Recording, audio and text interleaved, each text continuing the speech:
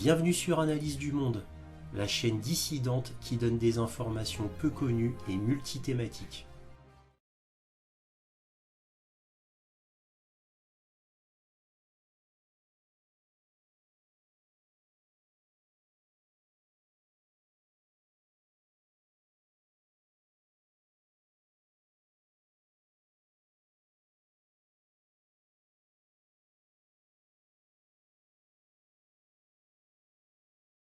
Bonjour à vous, bienvenue sur Analyse du Monde. Comme d'habitude, si cette vidéo vous plaît, un petit pouce, un abonnement, un commentaire pour me dire ce que vous en avez pensé. C'est important pour moi d'avoir un commentaire, déjà pour avoir votre opinion et puis ensuite d'être plus visible sur YouTube. Et éventuellement un petit don, lien dans la description, cela me permet de publier régulièrement. Merci à tous de votre soutien à Analyse du Monde, aussi appelé Réinformation sur le monde sur YouTube. Donc là, cette vidéo va être sur le fait que les États-Unis instaurent officiellement le travail des enfants. Et oui, maintenant, les enfants pourront travailler comme les adultes, exactement comme c'était le cas aux États-Unis il y a plus d'un siècle où dans les grandes villes, la plupart des enfants travaillent. Et quand je dis enfants, je parle de moins de 10 ans. Donc voilà, ça nous rappelle le bon vieux temps, n'est-ce pas? Donc après le wokisme aux États-Unis, donc là maintenant on a le travail pour enfants. Dernier signe de dégénérescence de ce pays-là. Alors évidemment, les signes de dégénérescence aux États-Unis, on en a eu plein, mais les plus gros quand même, c'était le wokisme. Et là, le travail pour enfants, voilà, ça c'est les deux plus gros, on va dire les deux plus visibles. Donc je vais parler un peu de ça. Alors tout d'abord, on va voir un petit article dans The Guardian. Tout ça pour vous montrer que bon, c'est officiel et je vous montre toujours les références, ce sur quoi je m'appuie, toujours. Et ensuite, vous allez avoir ma petite analyse avec toutes les informations que j'ai pu collecter. Et enfin, la conclusion. Bon, là, en attendant, on va regarder l'article du Guardian. Alors, voici l'article du The Guardian. Alors, que lit-on? Stupide et dangereux, les États-Unis voient une augmentation des efforts pour affaiblir la réglementation sur le travail des enfants. Alors, je ne vais pas lire tout l'article, je vais juste vous lire ce premier paragraphe. 10 États ont récemment annulé les lois sur le travail des enfants avec un projet de loi fédérale permettant aux adolescents de travailler dans l'une des industries les plus dangereuses. En plus, vous voyez? Bon, encore une fois, je ne vais pas tout lire, c'est un peu long, mais voilà, il y a beaucoup de médias en parlent et bien sûr, on va dire des médias surtout anglo-saxons, donc anglais et américains. Mais étonnamment, les médias français, par exemple, mais je suis sûr que c'est la même chose en Allemagne, en Italie ou en Espagne, eh ben vous ne trouverez rien. Alors j'ai peut-être pas bien cherché et pas assez longtemps, mais en tous les cas, quand je regarde les médias britanniques et américains, je trouve très facilement, j'ai beaucoup de liens. Mais quand je regarde par exemple la France ou l'Espagne, là j'ai plus grand chose, ni même l'Allemagne d'ailleurs. Vous voyez? Donc c'est un petit signe. Bon, enfin bref, on va passer maintenant à l'analyse. Alors l'analyse que j'ai faite a deux sources principales, The Guardian et le New York Times. Alors que peut-on dire de tout cela? Le travail des enfants revient en force aux États-Unis.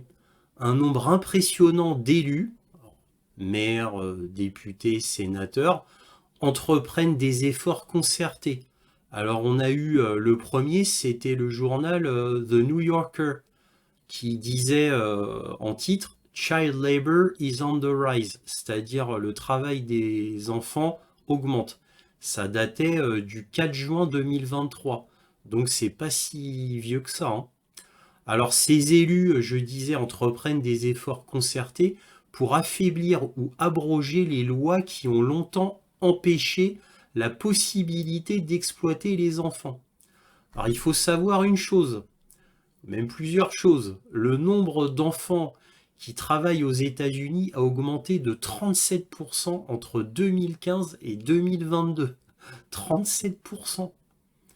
Au cours des 2 dernières années, 14 États ont introduit ou promulgué des lois annulant les réglementations qui régissaient le nombre d'heures pendant lesquelles les enfants pouvaient être employés, réduisaient les restrictions sur les travaux dangereux et légalisaient les salaires minimums pour les jeunes. Vous voyez, c'est récent. Le travail des enfants qui a augmenté de 37% entre 2015 et 2022. C'est marrant, ça coïncide avec la montée du Great Reset, qui a été annoncé officiellement en 2017 par Klaus Schwab. Mais évidemment, c'était en prévoyance bien avant. On n'annonce pas quelque chose au monde s'il n'y a pas déjà un plan prévu bien longtemps en avance. Vous voyez, ça correspond très bien entre 2015 et 2022. Changement de la société américaine, déjà. C'est un signe parmi tant d'autres. L'État de l'Iowa autorise désormais les jeunes de 14 ans à travailler dans des blanchisseries industrielles. À l'âge de 16 ans, ils peuvent occuper des emplois dans les domaines de la toiture, de la construction, de l'excavation et de la démolition et peuvent utiliser des machines à moteur. Les jeunes de 14 ans peuvent même travailler de nuit et, dès l'âge de 15 ans, ils peuvent travailler sur des chaînes de montage. Alors tout cela, bien sûr, était interdit il y a peu. Encore une fois, là, ça a été lancé à partir de 2015. Avant, c'était interdit.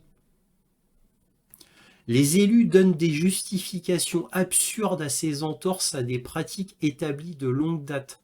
Le travail, nous disent-ils, éloignera les enfants de leurs ordinateurs, de leurs jeux vidéo et de la télévision. Vous voyez les arguments, comment ça vole haut ? Ou encore, il privera le gouvernement du pouvoir de dicter ce que les enfants peuvent ou ne pas faire, laissant aux parents le contrôle. Autre argument qu'ils ont dans leur manche. Ridicule, bien évidemment, ce sont des arguments fallacieux, parce que en plus, ces élus-là sont en train de supprimer la législation sociale protectrice des enfants, qui va permettre aux enfants de 14 ans de travailler justement sans autorisation parentale formelle. Ça vous rappelle ce qui s'est passé aux États-Unis, c'est-à-dire, et c'est en Europe d'ailleurs, avec le Covid, où on laissait aux enfants le droit dans les écoles d'aller se faire vacciner sans autorisation parentale. C'est-à-dire sans que les parents le sachent, en gros. Vous voyez? C'est un petit peu la même chose. On continue. Alors en fait, la vérité toute crue, la vérité réelle, est que le travail des enfants est rentable et qu'il est en train de devenir omniprésent. C'est un secret de polichinelle que les chaînes de restauration rapide emploient des mineurs depuis des années et considèrent simplement les amendes occasionnelles comme faisant partie du coût de fonctionnement. Dans le Kentucky, des enfants d'à peine 10 ans ont travaillé dans de tels centres de restauration et d'autres, plus âgés, ont dépassé les limites horaires prescrites par la loi. En Floride et au Tennessee, les couvreurs peuvent désormais avoir 12 ans, donc ceux qui travaillent sur les toits. Récemment, le département du travail a découvert plus de 100 enfants âgés de 13 à 17 ans travaillant dans des usines de conditionnement de viande et des abattoirs du Minnesota et du Nebraska. Et il ne s'agissait pas d'opérations véreuses. Des entreprises comme Tyson Foods et Packer Sanitation Services, qui appartient au fonds d'investissement BlackRock, tiens, la plus grande société de gestion d'actifs du monde. Voilà, donc encore une fois, il n'y a pas de hasard. Dans le puzzle de l'état profond, tout s'emboîte très bien. Tout est très cohérent, ça va avec le wokisme, par exemple. À ce stade, la quasi-totalité de l'économie est remarquablement ouverte au travail des enfants. les usines de vêtements et les fabricants de pièces automobiles, par exemple qui fournissent Ford et General Motors, emploient des enfants immigrés, parfois pendant des journées de travail de 12 heures. Et oui, d'où l'immigration qui doit absolument être partout, et surtout massive. Cela permet de faire baisser les coûts de fonctionnement. Et quand vous employez des enfants, là pour le coup aux États-Unis, vous vous doutez bien que vous ne donnez pas la même paye qu'à un adulte. Vous voyez comment ils sont malins les Américains? Nombre d'entre eux sont contraints d'abandonner l'école pour ne pas être pénalisés. De la même manière, les chaînes d'approvisionnement de Hyundai et de Kia dépendent des enfants qui travaillent en Alabama. Comme l'a rapporté le New York Times en février dernier, alors le titre que j'ai noté du New York Times, ça s'appelait Alone and Exploited, Migrant Children Work Brutal Jobs Across the US. Donc Alone and Exploited, ça veut dire seul et exploité. Migrant Children, c'est-à-dire les enfants immigrés. Alors Work Brutal Jobs Across the US, c'est-à-dire font des travails très durs partout aux États-Unis. Voilà. Et l'article était de Anna Dreyer du 25 février 2023. Donc c'est pas si vieux que ça. Hein. Donc je répète, donc comme l'a rapporté The New York Times en février dernier, donc contribuant à faire connaître le nouveau marché du travail des enfants, donc c'est-à-dire des enfants mineurs, en particulier des immigrés, qui travaillent dans des usines d'emballage de céréales et des usines de transformation alimentaire. Dans le Vermont, des illégaux, donc en plus des enfants illégaux, parce que trop jeunes pour travailler, font fonctionner des machines à traire. Certains enfants participent à la confection de chemises J. Crew. Alors, là, j'ai noté grande firme de prêt-à-porter de Los Angeles, ou préparent des petits pains pour Walmart, le plus grand distributeur des États-Unis, ou travaillant encore à la production de chaussettes Fruit of the Loom, firme très connue, hein, Fruit of the Loom, même en France c'est très connu. Hein. Donc le danger est partout pour les enfants aux États-Unis. Tout du moins ceux qui veulent travailler, parce qu'évidemment c'est pas des travaux forcés non plus. Hein. Mais on va dire on va faciliter les enfants à aller sur le marché du travail. Voilà. Évidemment, comme ce sont des enfants, ignorants et naïfs, bien évidemment, ce sera facile de les manipuler en leur promettant monts et merveilles. Ouais, travaille avec moi là, puis tu verras, dans 6 mois, je vais te donner ça, et puis après, tu auras ça. Puis après, ils se retrouvent complètement coincés, parce qu'ils auront abandonné l'école, leurs études, et ils devront travailler pour cet employeur. Et voilà. Les États-Unis sont un environnement de travail notoirement dangereux et le taux d'accident chez les enfants travailleurs est particulièrement élevé, avec un inventaire effrayant de colonnes vertébrales brisées, d'amputations, d'empoisonnements et de brûlures défigurantes. La journaliste Anna Dreyer, que je vous ai déjà citée du New York Times, a parlé d'une nouvelle économie de l'exploitation, en particulier lorsqu'il s'agit d'enfants migrants. Un instituteur de Grand Rapids, dans le Michigan, observant la même situation difficile, a fait la remarque suivante. Vous prenez des enfants d'un autre pays et vous les mettez presque en servitude industrielle. Vous voyez? Donc tout ça est très dangereux. Et tout ça est très sombre comme avenir pour les États-Unis. Déjà que les États-Unis sont en effondrement sociétal. Moi, j'appelle ça en dégénérescence. Car ce pays devient complètement dégénéré. Et bien évidemment, il emmène avec lui l'Europe, l'Union européenne. Alors, il y a quelques pays qui essayent de tenir dans l'Union européenne face à cette dégénérescence forcée par l'État profond. Hein, l'État profond qui contrôle l'Occident. C'est la Serbie, la Hongrie, par exemple.